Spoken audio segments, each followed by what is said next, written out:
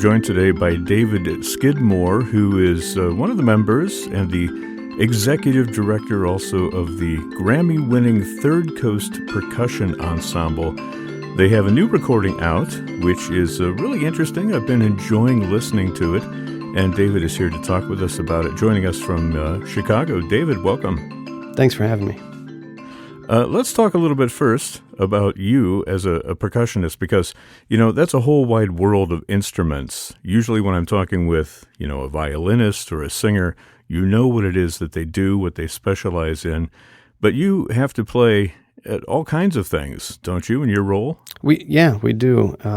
We love that about what we do, but, every object in the entire world could be a percussion instrument. As long as it makes a sound that you want to hear. And that for us is a lot of fun. Yeah. Do you specialize in any particular instrument, or did you start on a particular instrument? My very first instrument was piano, which of course is technically a percussion instrument. But all of us in the quartet, I would say, don't pick just one instrument to specialize in. We really genuinely all do like the fact that that there's such a variety in what we do. Playing drum set or playing marimba are sort of fundamental aspects of what we do, and they feature prominently in a lot of our work. But we also play tuned planks of wood or metal pipes that we cut to length to tune, or children's instruments, or an endless variety of different instruments. Do you have to sort of sit down and figure out how you're going to divvy it up, or do you see, I want to play that piece of wood, or you have to let somebody else do it? I mean, what are those conversations like? Well, it happens so fluidly, and it happens just all the time, that, for instance, if we get a new piece of music that was composed for us, or just a new piece of music that we're interested in playing, and it has 4 parts, as a percussion quartet, the parts are kind of equal, so we often just divvy up the parts alphabetically by our last name. So my last name being Skidmore, I'm pretty much always player 4. Yeah, that's one way to do it, I guess. Have you ever had to learn something new? I mean, you talk about commissioning new works. Does a composer ever come to you and say, well, I want you to play this as a percussion instrument, something you've never picked up before? Absolutely, yeah. And that's, we sort of, if it's a composer that we're commissioning, a part of the commissioning process for us is that it needs to be very, very collaborative. So, for instance, on our new album, Fields, Dev Hynes, the composer, wrote the music using a compositional software, and so he sent us recordings, sort of a mock-up recording of a rough draft of the piece and sheet music. But he left choices of instrumentation and even form, up to a certain extent, up to us to arrange the work. With other composers that we've worked with, they've come to us with an idea that was very specific, and we work with that composer to realize that idea. And sometimes that means learning a new instrument or learning to play an instrument in a new way. But for us, that's fun and well worth the time and effort.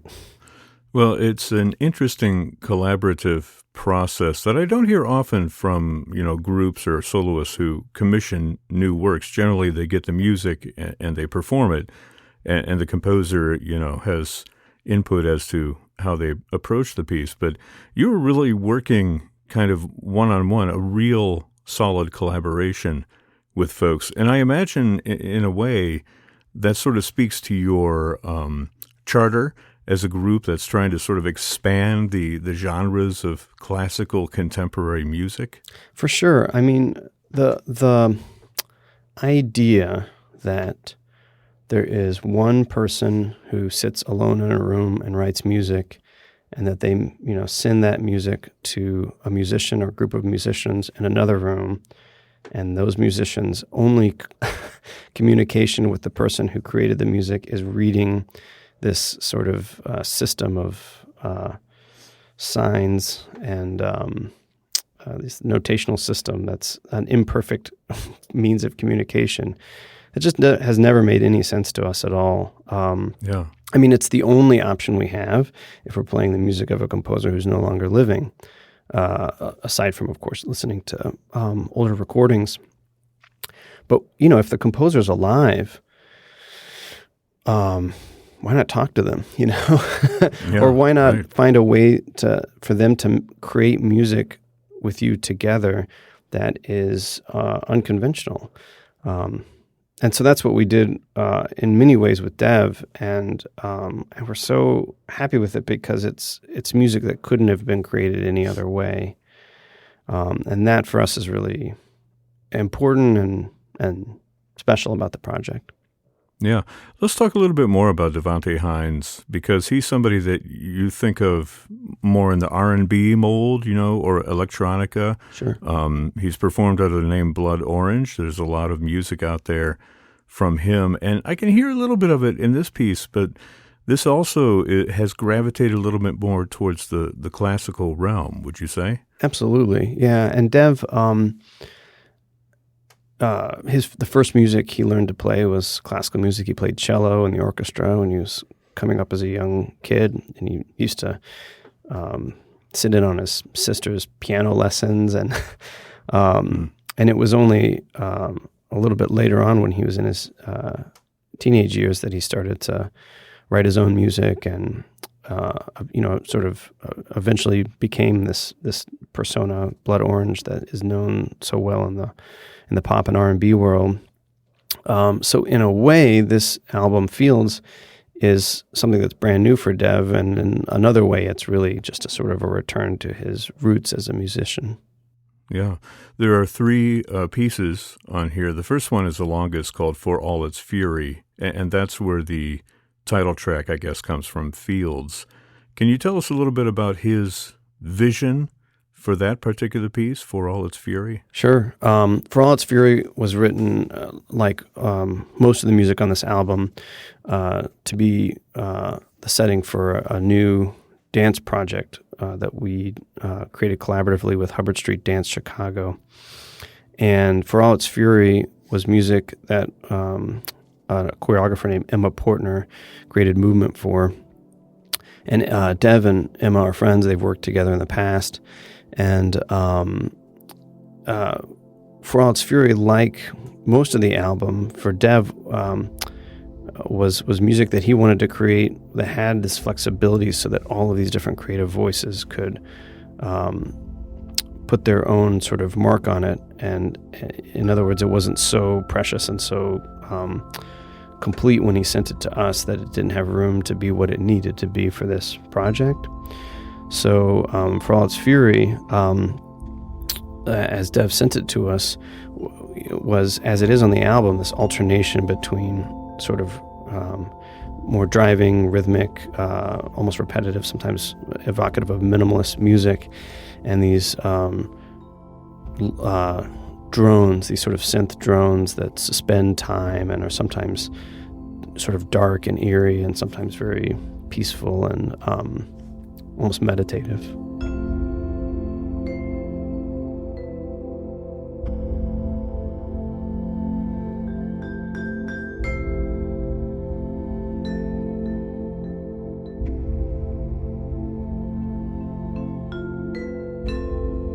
Yeah, well, it's definitely a journey and something that catches your imagination very quickly. I thought it was interesting looking at your program notes that you talk about For All Its Fury in relation to Dev's love of the music of Claude Debussy. Mm-hmm. Is that in there as well? I think so. I mean, Dev talks about these composers that he's really taken with, Erik Satie, Claude Debussy, even Giacomo Puccini he brings up. Yeah. I think that influence is an interesting thing to sort of track, and I think sometimes it's more legible on the surface, and sometimes it's deeper in the sort of DNA of the music. so I don't know of like particular moments on the album where Dev was thinking about Claude Debussy or about Philip Glass or about Puccini. But I do know that this is music that he listens to and that is sort of a part of his fabric as an artist. And so we love that because, who would have thought 50 years ago that a prominent R&B artist would, do a album that's a mashup of Debussy, Puccini, and Philip Glass for a percussion ensemble.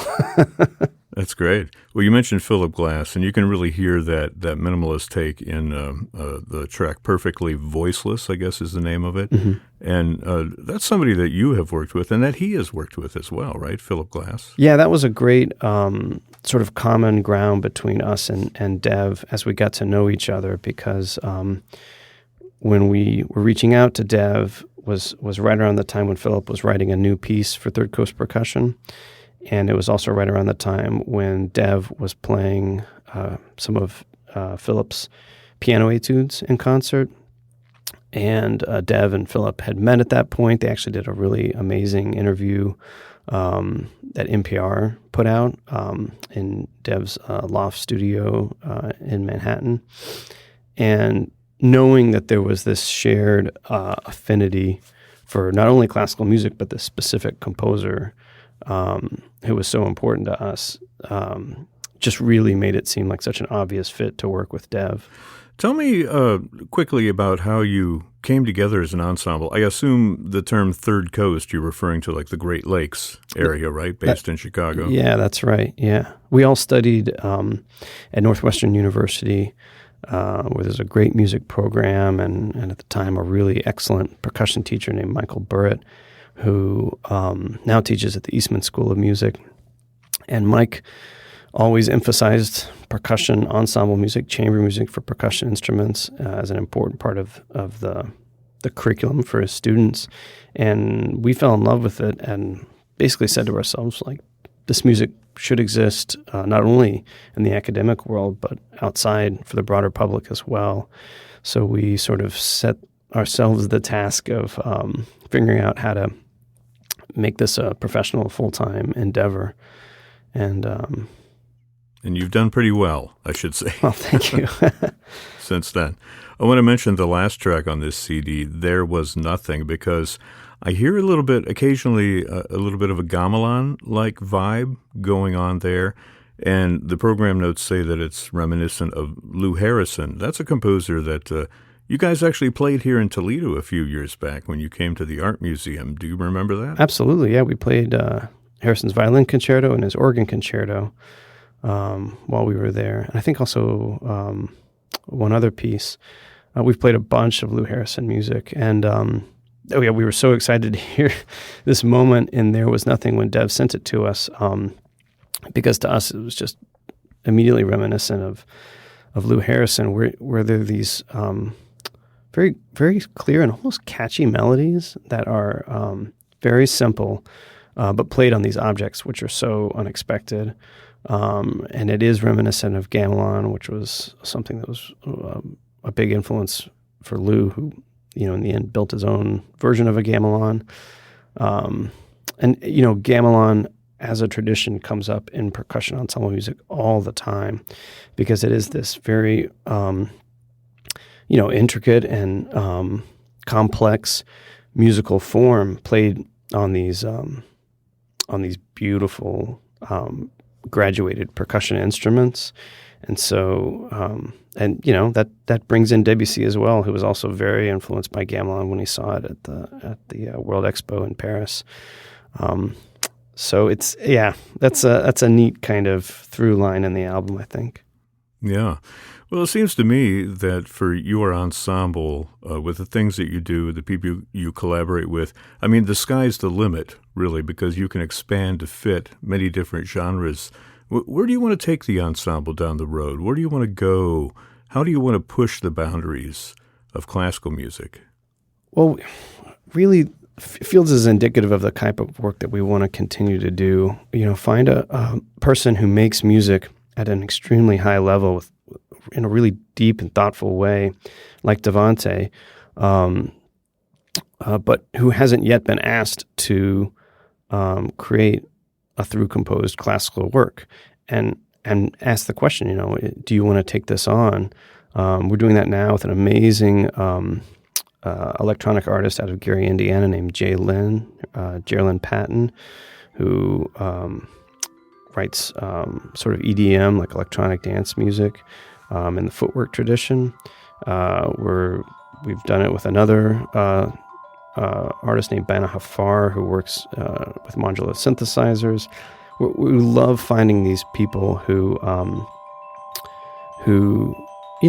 think about music in a similar way that we do, but haven't yet made music in a similar way to how we do, and seeing if they want to kind of go on a journey with us, while we're also, of course, continuing to work with people like Philip Glass, Augusta Reed Thomas, Steve Reich, people who are writing music in the more traditional classical music way.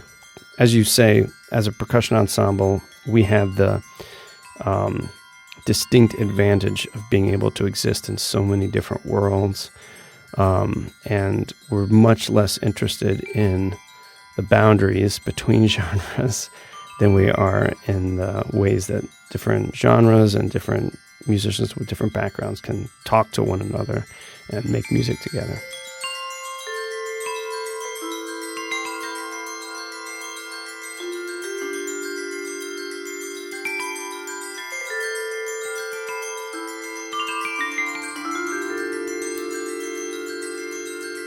I've been talking with David Skidmore from the Grammy-winning Third Coast Percussion Ensemble. Their new album is called Fields, music by Devonté Hynes in collaboration with the group. That's on the City record album. And David, where's a good place to catch up with the group online? You can find us on our website, www.thirdcoastpercussion.com. That's spelled out THIRD, Third Coast Percussion. Great. David, thanks so much for joining us here on FM 91. Thanks so much for having me.